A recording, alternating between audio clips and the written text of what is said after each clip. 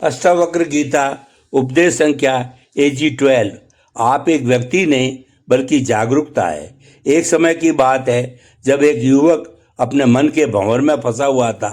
वह सोचता था कि वह कौन है, उसका अस्तित्व क्या है और इस संसार में इसकी भूमिका क्या है। वह अपने दुखों, इच्छाओं और भ्रमों से घिरा हुआ था। एक दिन उसने महर्षि अष्टावक्र का नाम सुना। उनकी ख्याति सुन वह उनके पास पहुंचा और अपनी व्यथा सुनाई। उसने पूछा, गुरुदेव मैं कौन हूँ, मेरा सच क्या है? अष्टावक्र मुस्कुराए, बोले तुम अपने आप को शरीर समझते हो, मन समझते हो, परंतु यह सच नहीं है।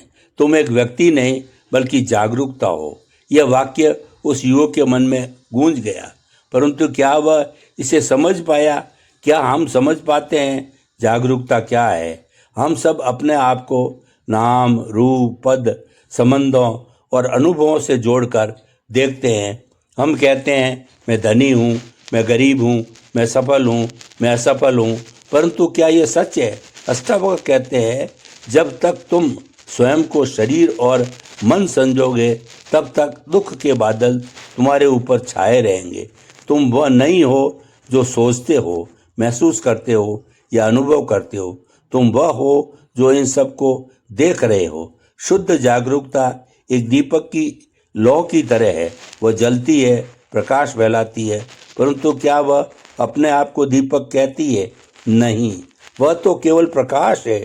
ठीक उस प्रकार तुम्हारा सच्चा स्वरूप भी केवल जागरूकता है। भ्रम की दुनिया। एक बार की बात है, एक आदमी ने सपने में देखा कि वह एक राजा है। उसने सोने के महल देखे, सेवकों की भीड़ देखी और अपार धन देखा। जब वो जागा तो उसे बहुत दुख हुआ। वह फिर से सो गया ताकि उस सपने को जी सके। हम सब भी ऐसे ही हैं।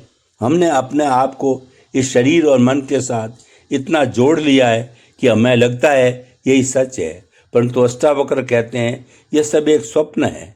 जिस क्षण तुम जागोगे तुम्हें पता चलेगा कि तुम वही शुद्ध चेतना हो जो इस सब को देख रहे हो।